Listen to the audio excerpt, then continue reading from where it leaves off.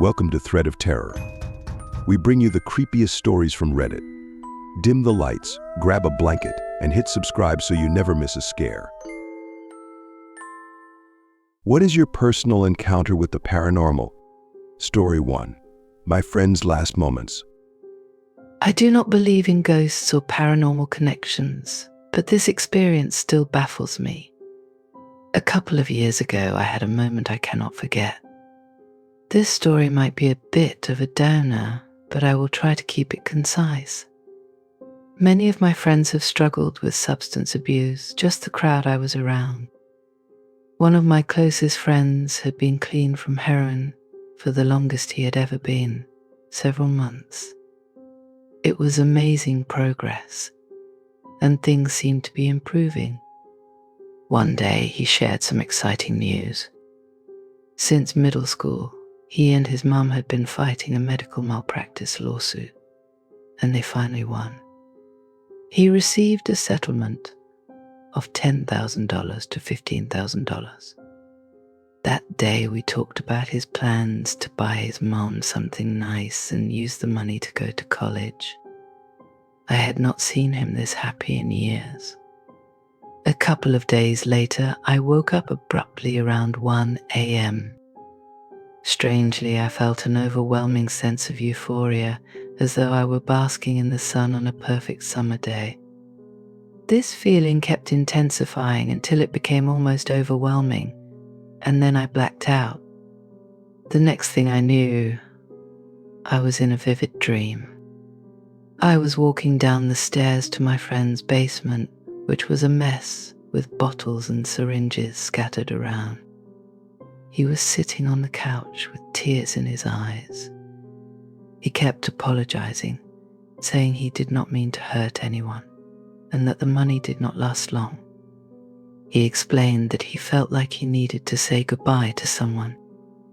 After saying goodbye, the euphoria returned and the dream faded. I woke up thinking it was just a strange dream and even wrote it down in my dream journal. Later that day, my friend's mum called to tell me he had passed away from an overdose the night before. I was devastated but tried to move forward. Months later, a mutual friend, also a former addict, was consoling me, explaining how overdoses feel. He described the intense euphoria people experience, and it sounded eerily similar to what I had felt in my dream. I read my dream journal entry to him, and he was shocked, confirming it sounded exactly like the sensations of an overdose. I still do not believe in the supernatural, but this event left me questioning things. It is a memory I will never forget. Story 2. A paranormal guardian. Before my grandpa passed away, he often told us how, after his death, he would appear to us in his white clothes and watch over us. He passed away from cancer when I was 8 years old. Years went by and I became a deeply unhappy child, dealing with undiagnosed autism and being a survivor of trauma. At the age of 14, I tried to take my own life. Thankfully, the attempt failed. As I was drifting away, I had a vivid vision of my grandfather. He appeared to me, telling me it was not my time to go and pleading with me to wake up. I regained consciousness, lying on my bedroom floor. Panic. I ran downstairs to my mother, crying and confessing what I had done. Later, my mother went upstairs to clean up the ropes and told me much later that they looked as though they had been cut cleanly with a knife. After that experience, strange occurrences began. I would see puffs of mist outside my bedroom window. When I was 16, I clearly saw my grandfather for the first time. He appeared just outside my window, floating in his white clothes. We even spoke on a few occasions. I once asked him why he could not come inside, and he explained that my mother had asked him not to, out of concern for my younger brother. He also talked about the day I tried to take my own life. He told me he had cut the rope to save me and had checked on me several times afterward. My younger brother had apparently seen him enter my room once and became frightened, prompting my mother to request that my grandfather not come inside again. I eventually decided to share all of this with my mother during a dinner outing. To my surprise, she confirmed that she had indeed made that request. She was amazed to hear the full story and believed me. Since then, I have experienced other unsettling paranormal events and have chosen to shut myself off from these influences. However, the memory of my grandfather's presence and his protective actions remains vivid and comforting. Story 3. The nightmares that tied us together. A few years ago, our peaceful neighborhood was shaken by an unthinkable crime. A serial rapist broke into my neighbor's home, where 2 young women were staying. In a moment of sheer bravery and desperation, one of the women managed to escape, running naked and screaming into the street. She was rescued by another neighbor, who immediately called the police. Authorities arrived quickly, launching a manhunt. Despite their massive efforts, the perpetrator vanished without a trace. The investigation led police to suspect that the attacker might be someone living nearby. This theory gained traction when several local women came forward, recounting unsettling incidents in the weeks before the attack. Some described being followed by a man matching the suspect's description, while others reported seeing a figure lurking outside their windows at night. The sense of safety in our community evaporated, replaced by unease and fear. For me, the incident left deep emotional scars. Night after night, I was haunted by vivid and relentless nightmares. In these dreams, a faceless figure climbed through my window, intent on harming me. Other times, I would hear the anguished screams of the 2 young women, as though reliving their horrifying ordeal. Sleep provided no respite, it only amplified the terror. 5 days after the attack, I received a phone call that added an eerie layer to this story. The caller was my ex-partner, someone I had not spoken to in over 7 years since our relationship ended. I missed the call, but a text followed moments later. I had a terrible nightmare about you last night, and I just need to make sure you are okay. Startled and curious, I called him back. He described his dream in unsettling detail. A man climbed through my window, his intentions dark and threatening. He recounted hearing screams, my screams, piercing the darkness. My ex woke up in a cold sweat, unable to shake the overwhelming sense that something was wrong. His account left me stunned. How could someone living across the country, with no connection to the events unfolding in my neighborhood, have a dream so specific and aligned with my own fears? The synchronicity was chilling. It felt as though the shared trauma and dread of that week had somehow extended outward, reaching him despite the distance. To this day, I am unsure how to interpret this experience. Was it an eerie coincidence, or could it be something deeper, a connection that defies logical explanation? Whatever the case, it remains an indelible reminder of how profoundly human fear and emotions can resonate, even across vast distances. Story 4. The mysterious old lady. In a remote village nestled amidst the rugged hills of Greece, my father grew up surrounded by traditions and tales of the supernatural. Life there was simple.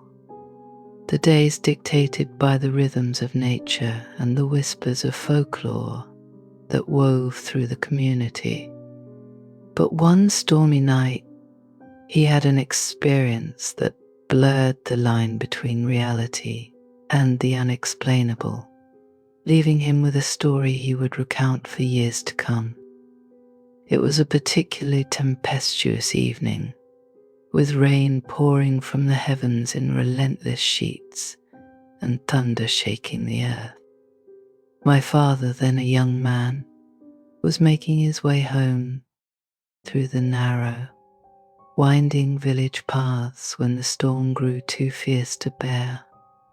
Seeking shelter, he took refuge beneath the protective canopy of an ancient tree that stood tall at the crossroads. As he stood there, the wind howling and rain pelting down, a figure slowly emerged from the shadows of the storm.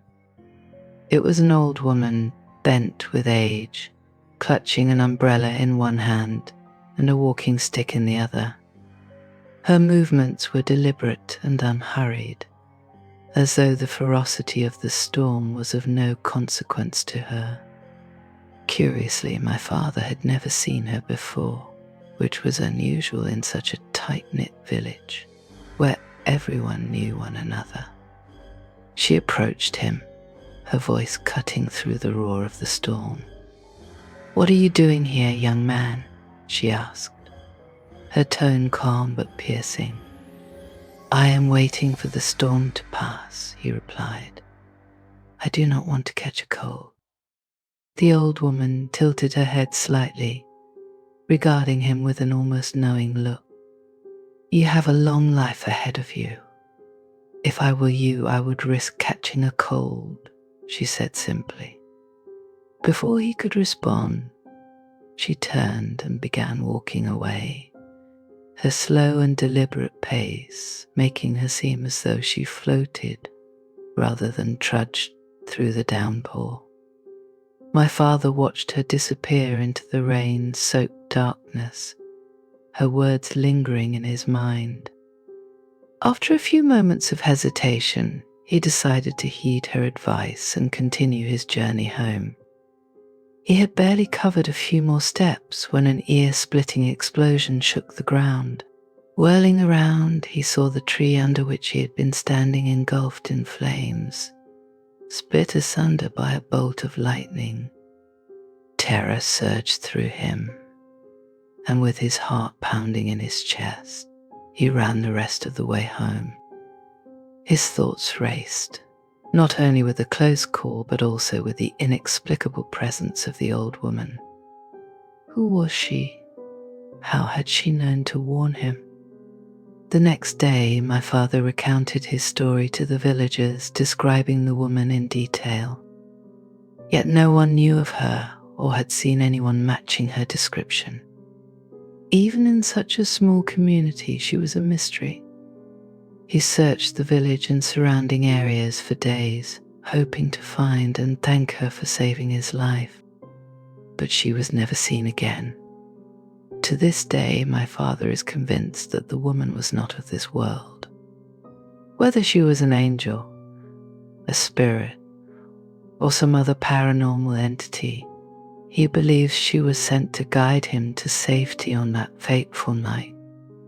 Her words, her timing, and her inexplicable disappearance remain an enigma, a brush with the unknown that he carries with him, etched into his memory like the sound of the thunder that saved his life. Story 5.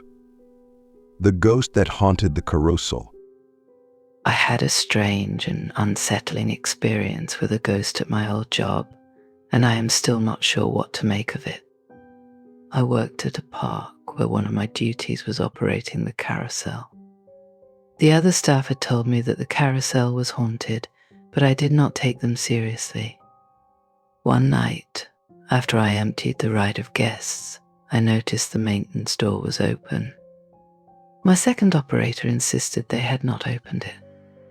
The door had a turn latch that required a padlock, so it could only be opened intentionally.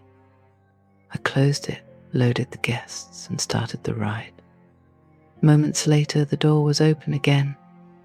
Slightly spooked, I decided to investigate. I entered the center of the carousel, where the breaker and mechanical parts are located, and switched on the light to check for maintenance staff. The space was completely empty. Feeling uneasy, I said loudly, in my firmest mom voice, "I am not dealing with this nonsense tonight. We have 1 hour left, so get your act together." After doing safety checks, I started the ride again. Then, the phone rang. When I answered, there was no one on the other end. A few minutes later, the same thing happened. Thinking the phone was malfunctioning, I called the base to report it. My supervisor reassured me, saying sometimes the phone rings randomly. Do not worry about it. Later, I shared the story with a coworker. She gave me a strange look and said, "Did you turn the lights off before the music?" I replied, "No, I need the lights to get to the switch." Her face grew serious. "Make sure you never do that. And if the phone rings after you start the ride, do not answer, just leave." I shrugged it off, assuming it was some kind of electrical short. But over the next few days, I started noticing strange things. Out of the corner of my eye, I would see the ride move or hear the faint sound of it running even after I had closed it for the night. At first, I thought it was my imagination or the result of exhaustion from working long hours. The next time I opened the carousel, I went on a quick break and returned to find the security guard standing near the ride. He looked uneasy. "I saw him while you were gone. Just be careful," he told me. Confused, I asked, "What are you talking about?" "The ride operator, the one who tries to grab operators."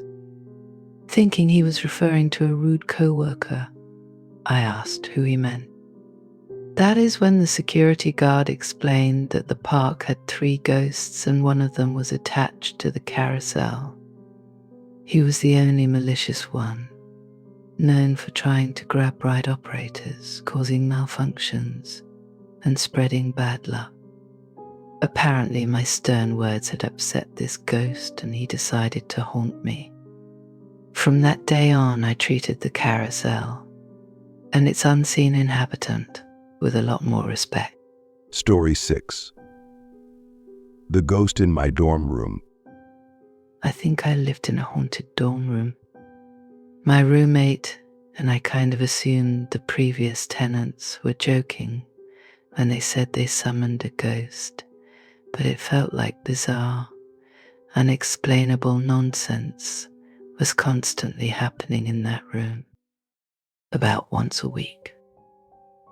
We would both wake up from a dead sleep at the same time, usually 3 or 6 a.m., and both our phones would be glowing. Or the radio and the TV would turn on simultaneously.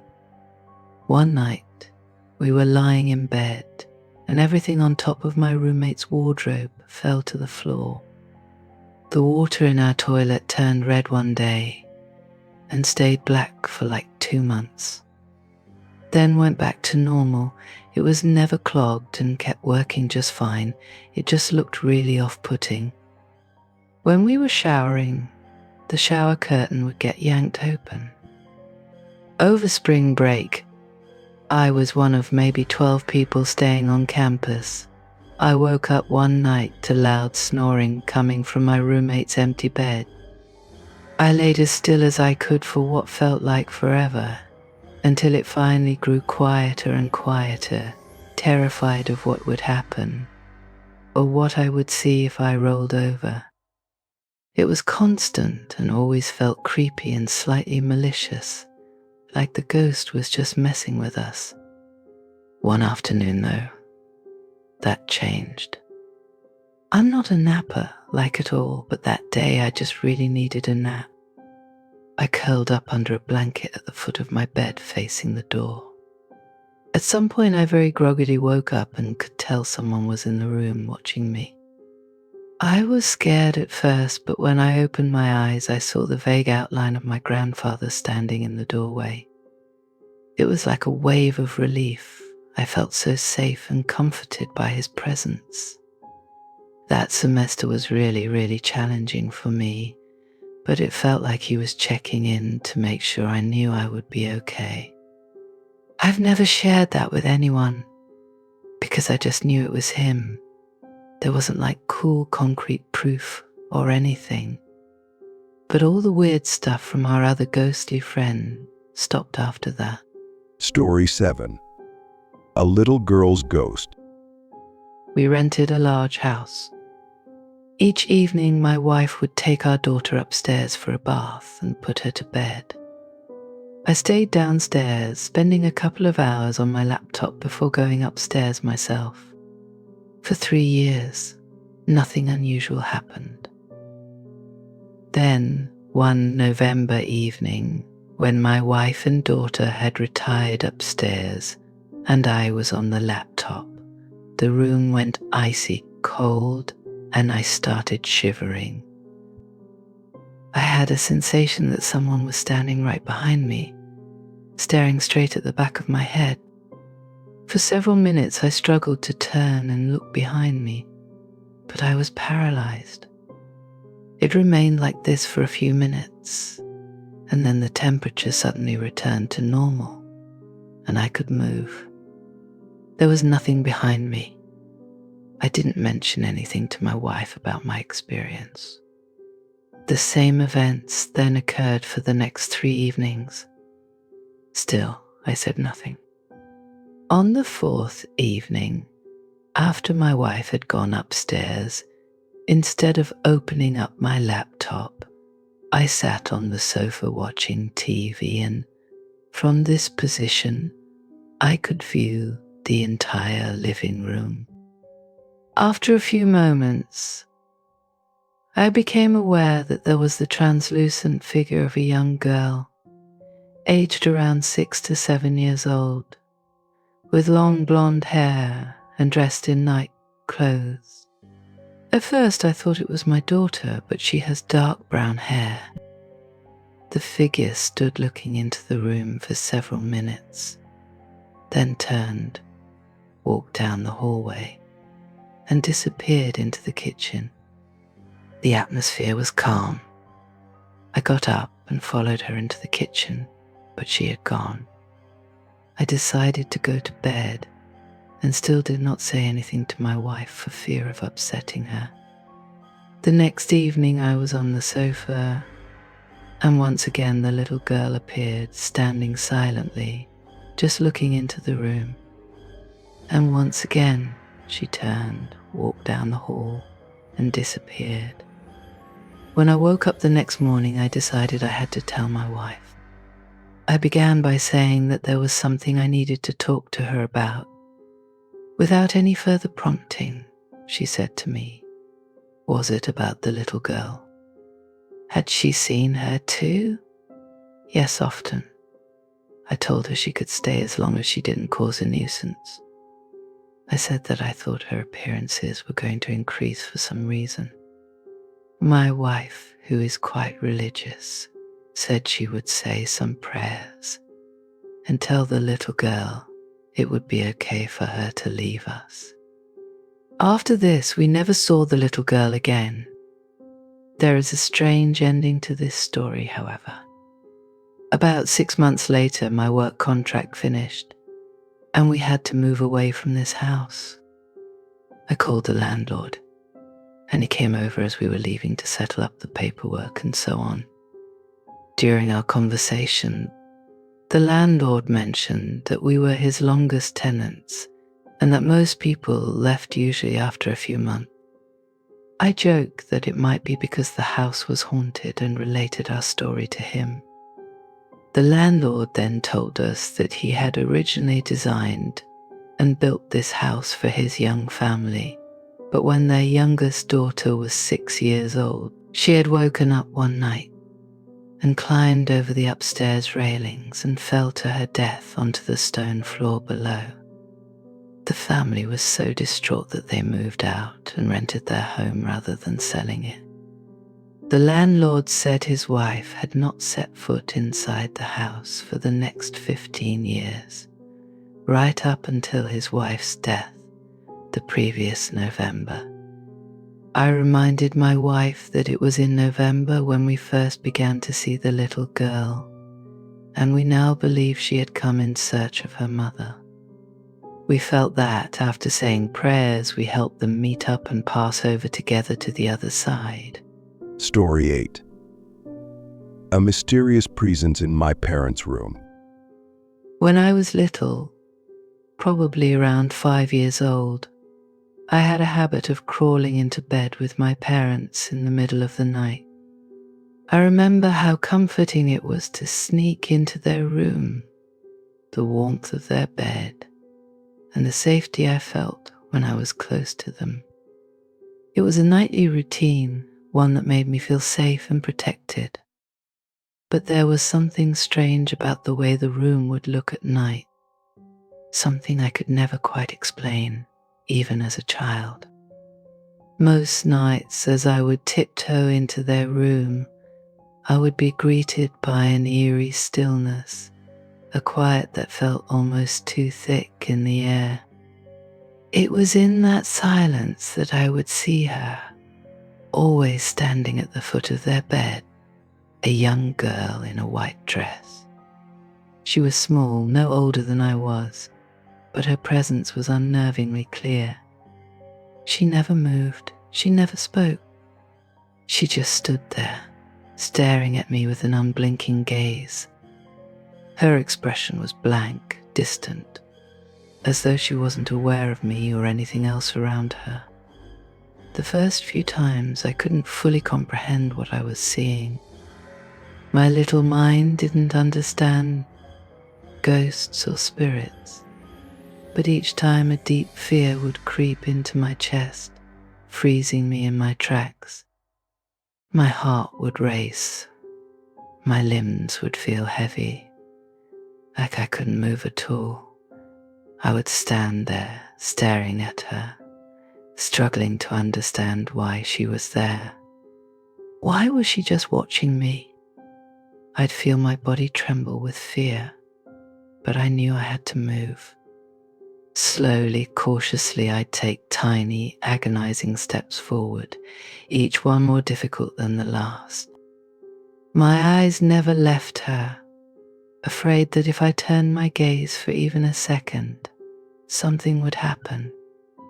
I would shuffle toward the bed as quietly as I could, trying to make my way around her without making a sound, my fear turning my movements into slow, deliberate actions.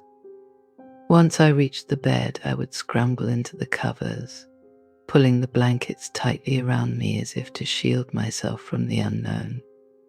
I would curl up tightly, not daring to peek out, my little body trembling with fear. Even though I was surrounded by the warmth of my parents' bed, I couldn't shake the sense that something was watching me, something that wasn't quite right. She never moved, never made a sound. She just stood there in the shadows, like an apparition frozen in time, as if she was waiting for something or someone. Perhaps for me to understand something I couldn't. No matter how many times I tried to muster the courage to ask my parents about her, I never could. They would always reassure me that it was just my imagination, that there was nothing there. But as the days went on, the feeling of dread intensified. The girl in the white dress became a constant presence in my life, always appearing when I least expected it. And every time, the fear would return. The silence in the room would grow deeper, and the weight of her gaze would make it impossible to forget her. I would lie awake for hours, trying to convince myself it was all a dream, but the memory of her standing there never left me. I didn't understand who she was or why she was there, but in my young mind, I came to believe that she wasn't just a figment of my imagination. There was something real about her presence, something that couldn't be explained by simple childhood fears. I became obsessed with the idea of seeing her again, watching for her every time I ventured into the room, hoping, yet dreading, her return. Eventually, as I grew older, I started to forget the details of those nights. The memories faded and the fear gradually turned into curiosity, as childhood fears often do. But there are moments, even now, when I close my eyes and I can still picture her standing at the foot of the bed in that long white dress, silent and unmoving. I still wonder who she was, what she wanted, and why I was the one who saw her. Story 9. The dark figure that haunts my memories. One night I was lying in bed preparing to go to sleep when something unexpected and terrifying happened. Out of nowhere, I began sweating profusely, drenched in cold sweat, as if I had been in the middle of a nightmare. My heart started to race, and the discomfort intensified. It felt as though my body was betraying me, but I couldn't understand why. I tried to push myself up and reach for the remote to turn on the air conditioner, hoping to cool down. But when I tried to move, my body wouldn't cooperate. It felt as though I was glued to the bed, unable to move a single inch. Confusion swept over me, and a sense of panic began to rise. I tried to call out to my sister, who was in the next room, desperate for help, or at least some reassurance that everything was okay. But no sound came from my throat. I couldn't speak, couldn't make a sound, as if my voice had been completely taken away. I tried again and again, but it was as if my words were trapped inside my body. That's when the real fear set in. I was completely paralyzed, unable to move, speak, or even scream for help. Suddenly, from the corner of the room, I saw a dark figure emerging from the shadows. It was vague at first, but as it moved closer, I could make out its shape. It was tall, dark, and had an almost unnatural presence. It didn't have any distinct features, just a silhouette standing eerily still, watching me. It was silent, but I could feel its eyes on me, as though it was studying me, assessing me in some way. My heart raced even faster, and my breathing became shallow. It felt like I had been frozen in that moment for hours, maybe even years. Time seemed to stretch on endlessly. And then, just as the silence became almost unbearable, the figure muttered something in a voice that sounded like it was coming from deep within a tunnel, distorted and inhuman. "You are not safe." The words sent a chill down my spine, and it felt like my entire world had shifted. The room seemed colder, darker, as if the air itself had thickened with the weight of the presence in the room. My pulse echoed loudly in my ears, each beat feeling as though it was vibrating through my whole body. My heart felt like it was pounding outside my chest, almost as if it could burst at any moment. The figure didn't move immediately, but then, in one smooth, unsettling motion, it glided across the room toward the foot of my bed. It was as if it was floating above the ground, completely unnatural. As it got closer, I could feel my entire body screaming for release. I was aware of every nerve, every inch of my body tense with fear, yet I was still paralyzed. It reached the end of my bed and stood there for what seemed like an eternity, just staring into me. It was as if it was looking into my very soul, seeing things I didn't even understand about myself. The weight of its gaze was overwhelming.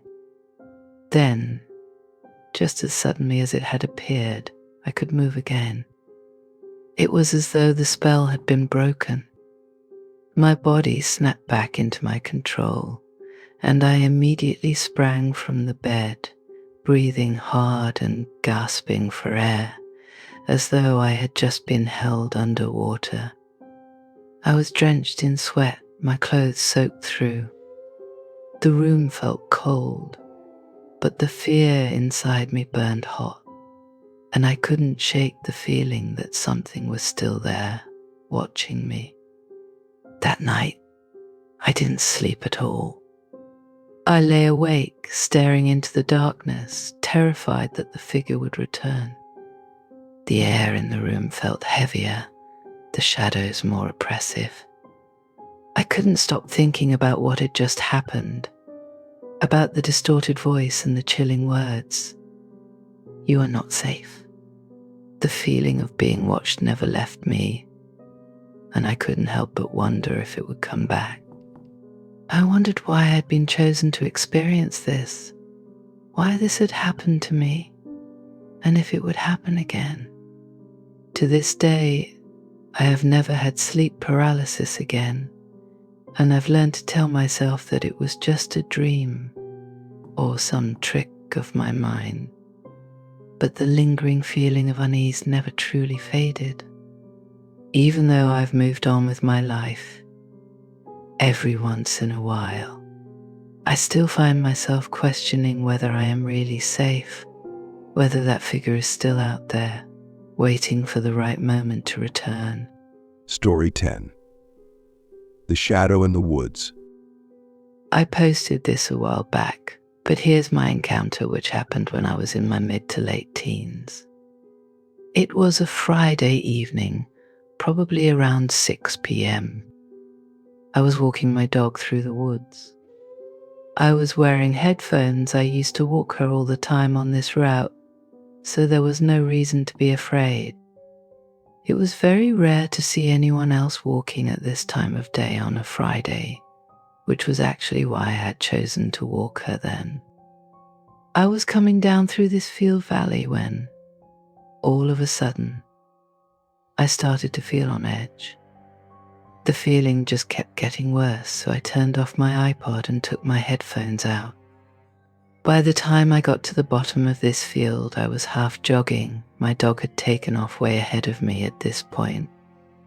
I squeezed through a hole in the fence and onto the dirt path surrounded by trees, took the usual right, and kept checking behind me. Well, here's the horrifying part. I kept turning around to check if anyone was behind me, and I saw someone, or rather, a shadow-like figure, which is more what this looked like, flick from behind one tree to behind another, a bigger oak tree. I think I audibly yelped at this point, but I kept power walking away. I was still fairly close to whoever or whatever this was, and tiny teenage me knew that I was unlikely to be able to outrun this thing. I kept walking a few more paces before turning around again. This goddamn thing was now standing right in the center of the path, further back near that tree. It had its arms straight down, but out from its sides. Its hands were in fists, and it was standing with a wide leg stance. I say thing, because it looked like the shadow of a man. It looked like it had a cloak and a wide-brimmed hat, but the whole figure was completely opaque. It just looked angry, and it was staring right down the path at me. Needless to say, I sprinted home from there and practically had a panic attack when I made it back. I have no idea what it was, but I know what I saw. This was in the United Kingdom, and the urban legend about that wood, and that crossroads area in particular, is that they used to hang people back on that oak tree way back when, whatever the hell it was, it's not something I'll ever forget. Story 11. When grief meets the unseen. My wife of 22 years passed away earlier this year. She was everything I could have hoped for in a partner. Caring, loving, and the perfect homemaker. She made our home feel like a sanctuary, and every day, no matter how busy or tiring life was, she would ensure everything was in place. One of her habits that always stuck with me was how she made our bed every morning, like a soldier in basic training. It wasn't just about the bed being made, it was about perfection. The sheets had to be straight, the blankets folded just right, and the massive pile of throw pillows we had, too many for any one person to count, had to be arranged with the utmost care. Every night we take them off the bed and stack them neatly on a small couch in our room, and the ritual was so ingrained that it became part of the rhythm of our lives. But toward the end, when she became bedbound due to illness, I found myself taking over all the cleaning duties. Of course, that meant some of her routines fell by the wayside. The bed no longer got made daily, and those throw pillows, so meticulously stacked each day, remained in a pile on the couch, untouched, for months. They sat there, a constant reminder of the way things used to be. It was as though they had taken on a life of their own, an unspoken symbol of everything that had changed. The night my wife died, I was asleep in our room, trying to find some rest in the middle of the grief and exhaustion. I was suddenly jolted awake by the sound of something falling. I turned on the light, still groggy, and saw that the fan in our room had been knocked over. But as I looked around, my eyes landed on something far more unexpected, the pile of throw pillows. The very same ones that had been sitting untouched on the couch for months had fallen onto the floor. The fan, which had been about 2 feet away from the couch, had been knocked over by the force of the pillows tumbling down. The room was eerily silent now, save for the sound of my heart pounding in my chest. I felt an overwhelming sense of calm wash over me, and for reasons I couldn't explain, I gathered the pillows and stacked them back onto the couch as they had been before. It was almost as if I was going through the motions, just like she would have done. After I'd settled back into bed, I glanced at the clock on my nightstand. It read 2:12 in the morning. My wife's birthday was February 12th. I didn't know what to make of it, but in that moment, I couldn't shake the feeling that something beyond the ordinary had occurred. The pillows, which had remained undisturbed for months, had fallen the very night she passed. And the time, 2:12, felt like a sign. Something I couldn't quite understand but couldn't ignore either. The grief of losing her was overwhelming, and there are no words that could ever truly capture the depth of my pain. But in that moment, I wondered if it was her way of saying goodbye, her presence lingering just a little longer to let me know that she was still there, watching over me. Since that night, I have thought about those throw pillows more than I care to admit. I can't help but wonder if there's more to life than what we can see, and whether the people we love never truly leave us. Maybe she's still here in some way, sending me small signs that she's watching over me, even in the smallest of details. Story 12. The Haunted Town of Chester. I have so many stories about this. My whole town is haunted, so haunted that town hall hired an investigation crew to come live here, and then dedicated an entire section in our library to the town's paranormal activity. My favorite and most terrifying story is about the fog monsters. We get this Silent Hill-esque fog every now and then, and according to local legend, the silhouettes of figures can be seen when peering into the fog. Most people recount seeing the silhouettes of children and young adults believed to be settlers from the 1700s. There are these two figures in particular, though, that have earned their own stories. One of them is a quadrupedal hound. It's massive, easily 6 feet tall, standing on all fours. The other seems to be a little girl, but what's notable about her is that only her dress really seems visible. You can make out her shape and outline just fine, but looking directly at her limbs or face seemingly makes them disappear while the floating dress stays. Although these figures seem dangerous, there haven't been any reports of them actually hurting people. In my experience, they actually led me home when I was lost one day. I wasn't near them, but there's a wave of fear that comes over you when you see them, a feeling that just screams, "Go the other way." While I was lost, they seemed to group up and completely block off the road, standing still, just staring at me. I got home by just going down whichever roads they weren't on. So, in a sense, they seem pretty benevolent, but they might just have a strong sense of community, as I do live where they did. Back to the two special figures, though, there's a legend of the girl visiting you in your dreams. She mostly appears in the dreams of children, and she beckons you into the woods to play with her. When you wake up, you get a strong urge to go back to the place she takes you in your dream, but apparently nobody who returned to the woods while awake has returned. A lot of people who dreamed of her reported that they've seen her commune with animals, and she has sometimes been seen with the quadruped. That leads me to believe that the quadruped is actually this lady's pet. Maybe not, but it's in my head canon for these figures. But these aren't all the stories here. For example, we have trails out in our woods for four-wheeling and dirt bikes.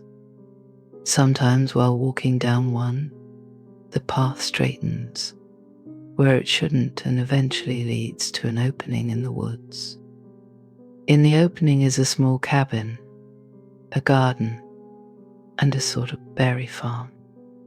It's the kind where the berries grow in a dugout pit and are filled with water for easy harvest. Legend says that a witch lives in the cabin, but the place is difficult to find. As a child, I tried mapping out all of the woods here to find it, but I've only ever been there twice, and both times were by accident. Anyway, this is from the town of Chester, New Hampshire. I can't say for certain that you'll encounter anything if you come here, but almost all of the residents have. Check out the library sometime if you're in the neighborhood. Thanks for joining us on this terrifying adventure. If tonight's story gave you chills, let us know in the comments below and share your own scary experiences too. Don't forget to leave a like if you want more nightmares and subscribe if you haven't already. Until next time, sleep tight and remember, not all shadows are empty.